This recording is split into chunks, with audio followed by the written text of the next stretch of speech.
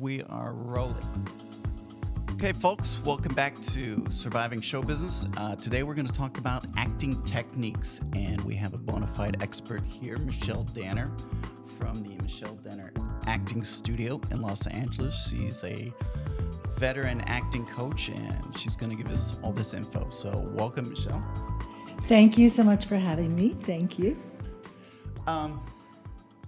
I want to start off with, tell us about yourself. Tell us about your history. How long have you been an acting coach? How did you get into it? I have been an acting coach for over 20 years. I was born in New York, but my dad opened the very first William Morris agency internationally in Paris. Wow. So when I was 4 years old, we went to Paris. I was raised there. The French kids were brutal, made fun of me, called me the little American girl, would tease me and put frogs in my bag and pull my hair. Until I was always interested in the arts and acting and wrote. So I adapted a whole play for the school based on Alexandre Dumas' The Queen's Necklace, Marie Antoinette, and I wrote all these characters and I cast them. So I started to become very popular, and I was always going to French theater. But then when I was a teenager, when I was 15, we moved back to the States, where I was lucky enough to study with Stella Adler and with Uta Hagen and Herbert Bergdorf and Stephen Strimpell, some wonderful teachers, and did a lot of theater in New York before moving to Los Angeles in the early 90s. And always passionate about theater, passionate about films. I started a theater in Santa Monica that now has moved to Culver City, close to Sony Studios. And we have, a vibrant community of actors that are studying in either the conservatory program that we have, the Los Angeles Acting Conservatory, or the Michelle Danner Acting Studio.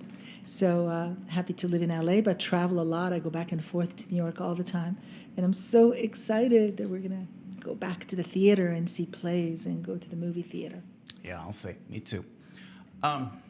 Tell me, when a person wants to become an actor, what is the starting point of an acting class? What kinds of things are you teaching a person to become a good actor? Well, that's a great question. I think that in order to, acquire a foundation as an actor, you have to, we call it well-rounded programs. So you have to say to yourself, let me find out about improvisation. What's it like to be improvisational? And that's a skill. That's an art to be improvisational in front of the camera and on stage. What's it like to work in front of the camera, to do different scenes from different genres, to work in scene study class on really good material. But when you're a beginner, you're gonna work your way up to working on Tennessee Williams or Shakespeare. You're going to work, first on writers. You're going to find some contemporary writers that speak to you. I think it's really important for an actor when they're starting out to work on their voice, to work on their speech, and to really challenge themselves as much as they can, and, to keep growing and go, what would it like if I can carry a song? Maybe I should study musical theater or stage combat.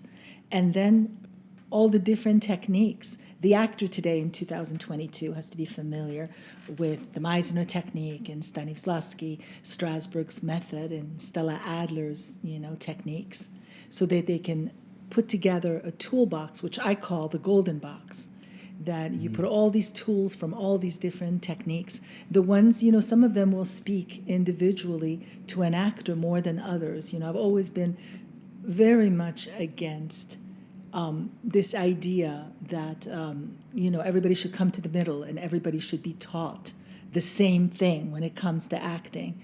I have 2 kids, and I'm a very great believer in progressive education, and I think that in acting, it's about being open to all different ways of doing different techniques, and you accumulate those tools that speak to you in your own little personal toolbox, which I call your own golden box. I want to break down these acting techniques, the Stella Adler technique, the Meisner technique. What is that? What do these things mean? A lot of people coming into acting don't know about this history of theater. So, Well, Stella Adler and Sandy Meisner and Lee Strasberg were actors themselves, directors, teachers. They formed a group theater in New York. And Stella and Lee Strasberg both went to study with Stanislavski, who was the big grandfather in Russia of developing techniques so he could study actors to understand what made great acting. So those are three questions that I pose in the Golden Box that I teach this master class all over the world and here in the U.S., which is, what is great acting? What's a great acting moment? And what is a great actor? And Stanislavski was in the pursuit of finding the answers to those questions. He devoted his whole entire life to finding the answers to those questions. So both when Stella and Lee Strasberg went to study with him, and they came back to New York and they waged a war. Stella Adler said, just use your imagination as actors, do research, you're too boring. And Lee Strasberg said, it starts with you. Use your personal life. Find out what you identify with when you work on a character. And the truth is they both came back and they heard completely two different things. And I think that Stanislavski said those two things. They all heard what they wanted to hear and what their belief was in terms of what would be the strongest acting techniques for actors.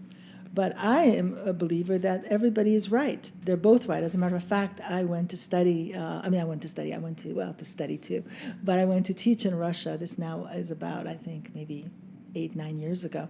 And I was on a plane, and I was going to teach a class of 400 Russian actors. All their famous actors were going to be in the first 5 rows.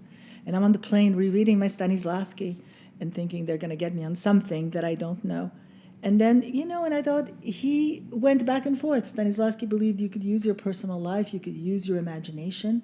And that's the big car crash, right, between those two different techniques, between Stella and Lee Strasberg, imagination versus personal life. But I am a great believer that both are great. You just, use what you feel is right for you in that moment, in that part, in that character. Are these techniques, do they ever conflict? Are they coming from different directions, or do they all work together? I don't think so. I don't think they conflict. I think that they can support each other. One doesn't preclude the other. I think for me, when actors get into, trouble, is, when they want to adhere to something that's dogma, that's dogmatic. This is the only way that this should be done. And I've always rebelled against that. Of course, I loved studying with Stella, and I learned a lot from her, but, and she was very dogmatic. So this is my way, this is the way, this is how you do it. But I think that the truth be known is that there's many different ways to go about it. There's different ways to enter a character, to take on their skin.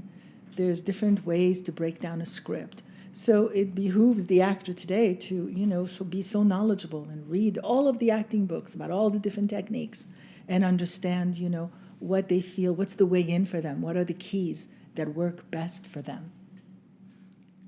Great.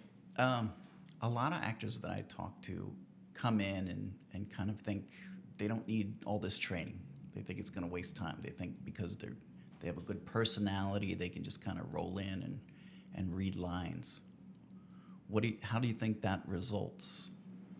Well, I think that that's a misconception. I think that actors need training, the same way that if you would go and train for any métier in this world, whether you're a doctor, or whether you're a lawyer, or you're an accountant, or anything that requires craft, and that there's the craft of acting.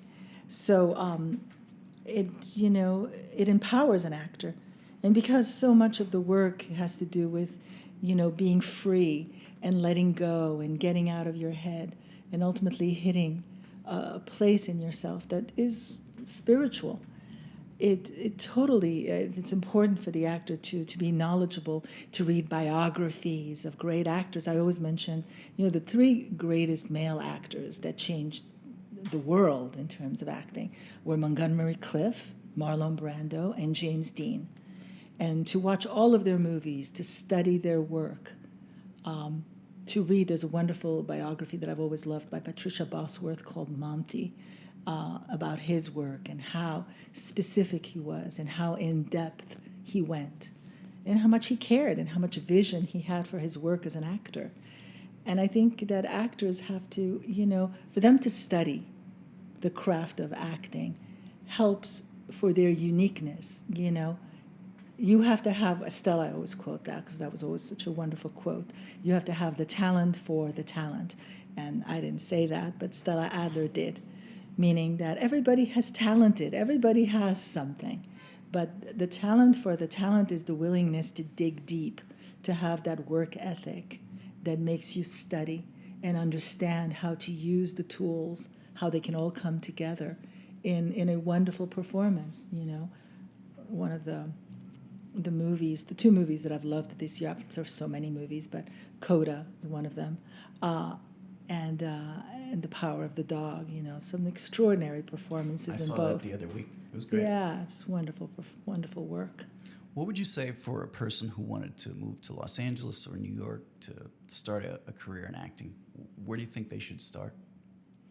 They should start to study, because this world of casting directors is actually quite small. And people remember if an actor auditions and they're not ready yet, and they haven't acquired a technique and they're green, casting directors remember that, and it's going to be more difficult to be seen by them. And not impossible. That would be going back to getting training before you start to audition. Yes, because you don't want them to, maybe you got lucky, you looked the part and you got in there, but you went into the audition, you had no idea what to do. It would have ruined you to that casting director. It should be no surprise that I'm a great believer in training, because directors want to cast actors that know what they're doing, because there's no time when you're on set and you're working, you're doing take after take, to teach someone how to act. So you want people to come and bring their A game and know how to do the work, break down the character, do the script analysis, make choices, and let go and try things and be loose on set. So training, I would have to say, is pretty much, at the top of the list. And so what kind of training would be best to start with? Well, I think to really find a class where you learn about all the different techniques, and then challenge yourself to work on different genres, on monologues, on scenes, on improvisation, on your, like I said, on your voice, on your speech, maybe different dialects, so you don't wait for your agent to call and say, hey, can you do, this accent? Because you've already perfected it. You know that you would be right if somebody called, and said, can you do a Greek accent, or can you do a British accent, or an Italian accent? And a lot of people wouldn't know where to start, so how do you think they would find a good acting teacher? Well, I think there's many good acting teachers, and especially in Los Angeles and in New York, certainly, and all over the world. I've traveled all over the world teaching acting. I've been hosted by many wonderful schools, from South Africa to Colombia to London. And I think there's wonderful teachers in this world. And, not every teacher is for everybody. It's the same. You've got to find the right fit. You have to find a teacher that speaks to you, that sees you, sees your uniqueness, and has a desire to nurture your talent. I would think you want to be precise about what kind of acting work you want to get. First of all, do I want to be a film actor? Do I want to be a theater actor? And then find classes specializing in that. Yes, and to know, a lot of people, obviously, we're in LA and everybody wants to do film and television. But, remember when you study, the other thing, the piece of advice that I would give to young actors starting out is to study, the actors that you find, are the great actors. Like, what is their trajectory? I mean, if you look at somebody like Bradley Cooper, who does a wonderful job in this movie, Nightmare Alley, and it's done a wonderful job in many other movies. And, he was very conducive in mounting the production of The Elephant Man on Broadway. If you look at Jake Gyllenhaal, I mean, a lot of good actors know that, if they challenge themselves to do theater, it raises the bar and it makes them, better actors. So to not be afraid to do theater, because that is a way in to doing extraordinary work in front of the camera. Okay. So let's say they've moved to the area and they've taken some acting classes and they start to feel comfortable. What would be a next step for them? So after you feel comfortable and you feel like, okay, I can play a little bit, you want to go out and put your hat in the ring, and you want to audition for parts, and you want to find out where, there's different casting websites, of course, Like Direct Submit? Say it again? Like Direct Submit? Yes, exactly. Where you can go and find out about auditions. And I think it's a great idea, to go to the film schools, like USC, like Chapman, like UCLA, and Loyola Marymount, who has a great film program, and audition for these up-and-coming, film directors that are doing their shorts, and even start relationships with them, because, they're the next directors that are going to get their movies into Sundance and South by Southwest and Tribeca. And so, a lot of it is to create a community of artists around you. And then to form these relationships. Of course, we've been a little isolated with what's happened to us on all coasts in the last 2 years, but things are changing, and there's certainly a huge light at the end of the tunnel. So to really put together, and develop and cultivate relationships with writers, with directors, with producers, and audition for those wonderful student films, I think that's another advice that I would give to up-and-coming actors. Cool. And how would you say a person should develop their own personal style as an actor? Like, they've got to cut through, and so a lot of people find that kind of difficult. How should they work on themselves as a personality? I think it's really studying performances. I encourage actors to watch a great deal of content, whether it be, TV shows. A lot of people go, I don't watch TV, but TV shows is not TV. It's not reality TV. There's some really, if you watch Ozark, and or you watch Mad Men, or you watch a slew of wonderful shows that are, that are being produced and distributed, you learn so much from that. And you understand, you start to identify the kinds of characters that you feel you can play. And you start to put together, a composite, a list. These are all the different characters, and you start to put them on your vision board. I think that's a great way. I mean, the same way, when you're directing film, you study different styles of directing. You study Quentin Tarantino, and you study Steven Spielberg, and you study all the greats. And so it's the same advice as for actors.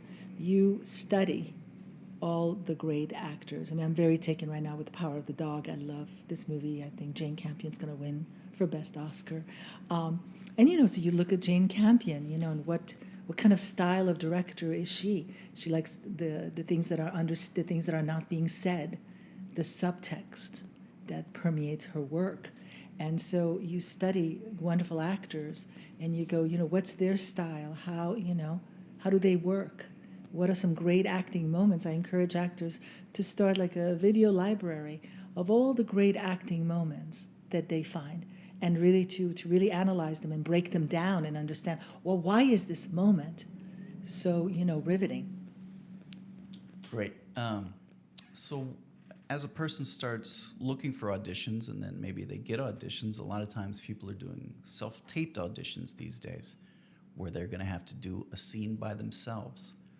How do you think a person should prepare for that kind of doing that? I think self-tapes are great. I really do. I think because you can control the situation, you control the lighting, you control the sound, you control, the takes.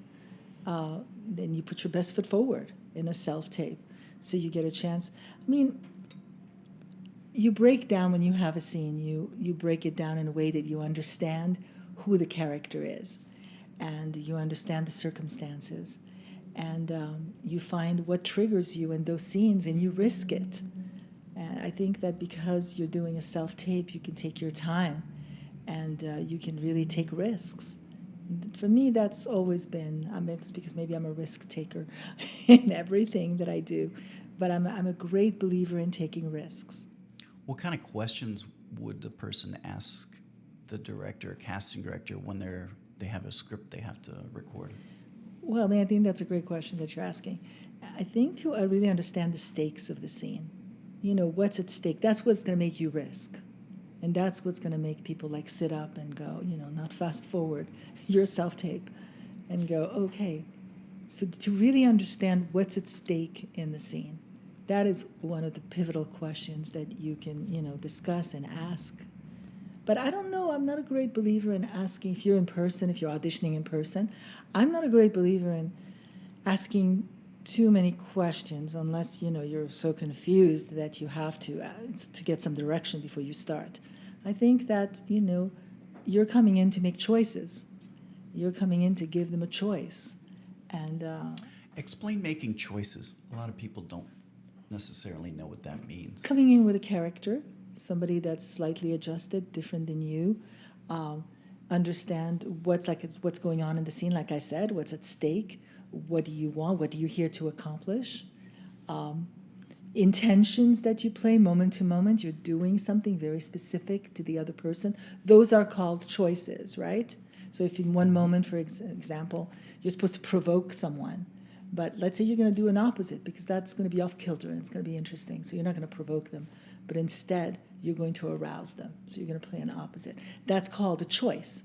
And so, when you're auditioning, somebody goes, oh, wow, I never thought that could be that moment, that choice in that moment was different. So that could separate you from other actors. Should they dress like the character, do you think? Well, for instance, if you're auditioning for a police officer or a nurse, no, I don't think it's necessary that you should walk in costume for that. But, if you're auditioning for a female police officer, you don't want to walk in with a flowery dress, right? You want to walk in with something that's close, but not exactly the costume. Great. What do you think about monologues? On DirectSmet, we have a big monologue library. Should people find monologues and try and record them to improve? Absolutely. An actor needs to, keep their instrument going all the time. And I always say, actors should have about 8 to 10 monologues, different variety, from drama to comedy to monologues with accents, from maybe if you read a novel and you love the writing, absolutely, that actors should and also they should learn, I'm talking to you actors directly, you should learn monologues every week, because what could happen is you could be on set and they're changing the scene and they're writing a little monologue, 7, 8 lines, and you only have 40 minutes to learn it. So there's, I don't know what it's called, the muscle that, I want to say apathy, but it's not that word, atrophy, it's the muscle where, you just have to every week learn material so that if they throw something at you, it's easy for you to learn it on the spot. Okay. Early, you said actors should work on their voice. What are the other kinds of areas that an actor can work on, like movements, accents? Definitely How accents. How do you feel about that? Movement is great. Like I said, stage combat. I even think going to the fire range, learning, weapons, learning how to use, I mean, not that I'm not a great believer in using real weapons, especially what happened on that set in New Mexico. I think, everybody should use fake weapons. But to know how to use them, if they give you a plastic gun, to know how to use that. Like if you looked like a tough guy and you were going to get these kinds of roles to play cops or bad guys, that would be a good skill to have. That would be a good skill. And you'd probably get more gigs based on that too. Absolutely, and but your because special skills. Absolutely, you figure out all the special skills that you can do. I was just I was telling you, I was snowmobiling in Lake Tahoe, and I experienced such a great sense of freedom that I posted that on my Instagram, and I said, if you really as an actor want to feel what it feels like to be free, snowmobile, and that's also a great skill to put on your resume, that you're able to do that. But I think that the more you can use yourself in different ways as an actor, that's the strength, that's where, that's an important thing to, maybe you do fencing. That could be interesting. I mean, there's so many, movies and TV shows right now that require that. I was just watching Cyrano, which was a beautiful movie, and that had fencing in it. Great. So when a person is moved to LA or New York, they get an acting school. When should they pursue finding an agent? Maybe 6 to 12 months after they've started to, get some skills. Depends how quickly they're getting skills. And yeah, look for not only the agent, but look for also a manager, because that can help you to open up doors. And what would they expect an incoming person? What kind of skills would they expect them to have, or credentials? I think managers and agents want actors to be trained. They want to be able to, if they pick up the phone or write an email and vouch for someone, they want to feel like that person can deliver, right? They can go in and they know how to do the work. And you can always tell it has nothing to do with nerves, because when you're prepared, nerves enhance an audition. So you should never be afraid of nerves, because everybody's nervous, everybody's insecure. And I lost my train of thought. Maybe because I'm insecure right now. But did I answer that? Yeah, I think that's great. Who's some of your favorite new actors these days? Oh, well, I love, as I was mentioning, I love Cody Smith-McPhee. I think he gave a great performance. I don't think he's going to win. I think Troy's going to win for Coda, but I shouldn't say that. Who else? There's so many wonderful actors. I love the whole entire cast of Zodiac. I love Zodiac. I didn't mean Zodiac. I meant Ozark. Succession has some extraordinary actors. I particularly like the work of Jeremy Strong, and I know that there's this thing around him because he's method, and and he goes in deep, which is great. Listen, as long as you don't harm yourself psychologically, but you can go in deep and give that kind of performance, then kudos to you. So you work with actors in coaching for roles in films, right? Yes. How does that work when an actor gets a role and they want to work with you for you to coach them on this role? What kind of things are you trying to figure out? Well, they send me the script. Mm-hmm. I read it and I help them break it down. We talk about the character's life. We build events around the character, and then we go directly into the scenes and we start to break down the scenes. And like I said, moment to moment, we look for what could be, some provocative choices for each moment. And then we play, and I love improvising. So I think that, at a certain point you take the script and you just throw it, you toss it, and you just improvise it so that you own it, so that you feel that, the skin of the character is in you, and the moments are in you, and you can really fully get out of your head. And that's the ultimate fun of acting, is when, you just don't hang on to anything that is mental, and you get into your body and your physical. Yeah, how do you guys work on the way the character moves, accents, the way they dress? Yeah, the physicality is always the key, right? The physical choices lead you to the emotion. It leads you to the triggers. And absolutely working on costume, working on hair, working on makeup, working on the way that someone speaks. How can people reach you if they want to train with you? Well, I think I'm on the internet. So Michelle Danner Acting Studio, Los Angeles Acting Conservatory. The Instagram, I think it's Michelle Danner LA. A lot of people come on the Instagram. I do occasionally these talks on Instagram. I'm about to prepare to go shoot a movie, but every week I like to reach out. I love the Zoom. I like to connect with actors. And one of the reasons why I teach is to pass it down. I have an enormous amount of knowledge because I've studied my whole life and will continue to study for the rest of my life. And I think that there's, a responsibility to pass it down to, all the generations and all the future actors, the future storytellers. Great. And that's a wrap, unless you got anything else you want to say. I'm good.